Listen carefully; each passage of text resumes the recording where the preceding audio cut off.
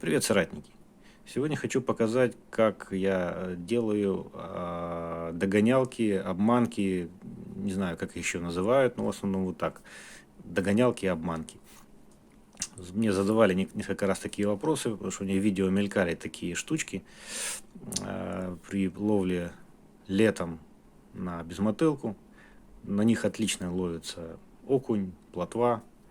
Вот, мелкая, крупная, то есть любая рыба, такая вот, ну, активная белая рыба, их очень активно ест. Был бы там большое количество подлещика, я думаю, что и подлещик бы его жрал. В принципе, здесь нет вообще ничего сложного, все очень просто, элементарно. Ну, нужно иметь определенный, так сказать, набор. Значит, я использую крючки для этого дела. Гамакацу, легендарные Гамакацу F31 14 номера. Ну, можно, конечно, и 16. Это уже дело такое. Значит, для этого нужен бисер. Такой вот, я использую как бы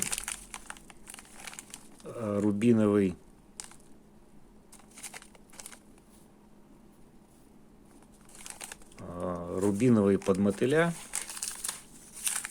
Такие вот черные для голов, как бы головка мотыля. Это вот из того, что я ловил. Еще я думаю, что совершенно не помешает сделать желто-черные, типа, знаете, такие полосатые билайн. Вот. И может быть зелененькие. То есть какая-то такая зеленая козявка. Ну, на самом деле, тут не уверен, что здесь какие-то есть закономерности по цвету. Может быть, они есть, конечно. Тут надо пробовать, экспериментировать. Но мне кажется, вот рыбе больше как бы интересно именно вот это вот такая вот членистое тело. Вот, возможно, она его воспринимает как реальную либо личинку, либо какой-то водный организм и атакует. Значит, все довольно просто. Берем крючок.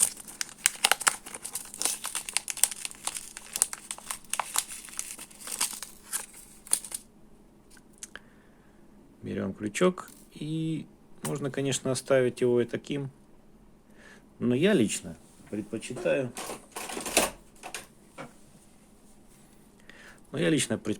его немножечко отогнуть. Совсем чуть-чуть, потому что как-то вот так вот, знаете. Буквально вот, чтобы он был более параллелен телу. Он по дефолту он слишком загнут внутрь. Мне кажется, что это не совсем правильно. Ну, это как бы мои такие заморочки. Мне кажется, что вот так вот он лучше.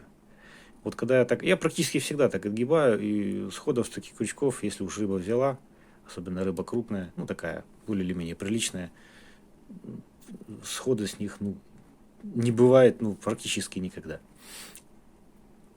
Значит, все, в общем, все очень просто. Берем, допустим, красный бисер, берем черный бисер и просто нанизываем сначала черный бисер, как бы головка мотыля, грубо говоря, а потом, ну, там 4-5 штук красного бисера, который будет символизировать тело мотыля. Конечно же, бисер, он, ну, толще, чем обычно бывает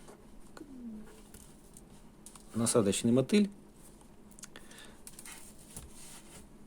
но рыбу это, в общем-то, не смущает. Она считает, что это просто очень упитанный мотыль, и это очень здорово.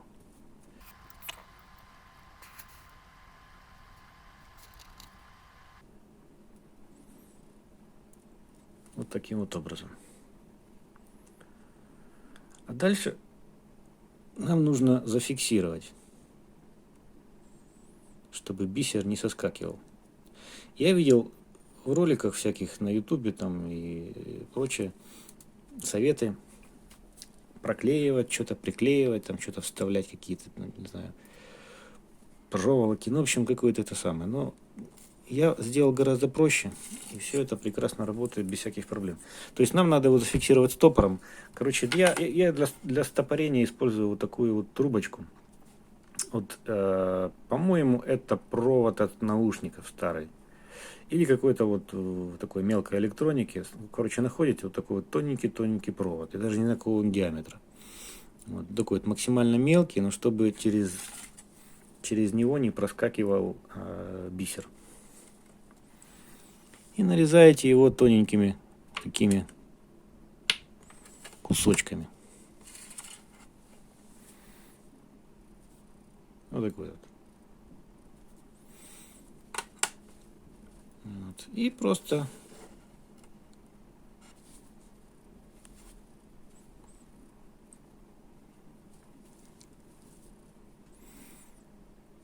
насаживаете его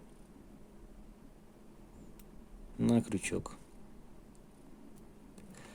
Все, он фиксирует, он упирается в бородку. И все, ничего клеить не надо. То есть, если даже он вот так вот сползет, вот так там куда-нибудь, если тело вот так сползет, ничего в этом нет страшного. Рыбе это абсолютно по барабану. Ей, может быть, даже вот это движение, знаете, какое-то там движение вот этих вот ячеек тела, это даже может быть лучше и хорошо. То есть она это воспринимает как более живой объект. То есть вот в таком вот виде обманка, догонялка, разные названия у этой приманки. Вот, все, она абсолютно рабочая. Вот таким вот образом.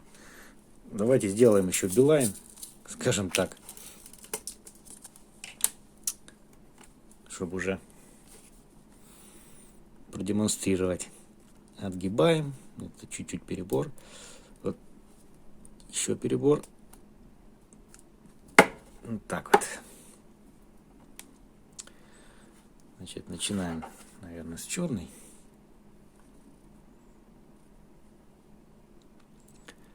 Значит, тут будем просто чередовать, потому что вот это вот сочетание черный-желтый, он очень замечательно работает на самом деле. То есть мы знаем там вариант приманки с арбузным шариком, да, то есть это желтый бисер крупный и с черными полосками. Бомбическая вещь, ловится любая рыба, включая карася.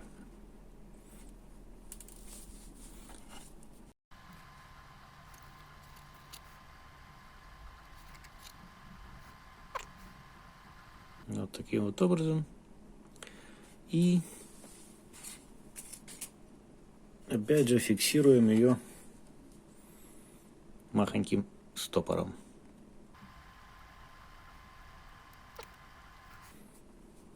Вот. То, что оно тут ездит вверх-вниз. Можно, кстати, поставить еще одну бисерину. Вот. Сейчас их у меня 6 штук. На этом тоже 6 штук. Вот. Крючок, поддев, достаточно свободен. Вот. Рыбе это совершенно не мешает. Ну, в принципе, я считаю, что этого вполне достаточно. Вот такая вот обманка, догонялка отлично работает по окуню и плотве. Ну, по крайней мере, я их проверил именно по окуню и плотве. Можно, уверен, что можно пробовать различные варианты бисера, цветов, количества и так далее. Но вот именно как догонялка, как вторая вот тандемная приманка, работает прекрасно. Значит, как ее монтирую я?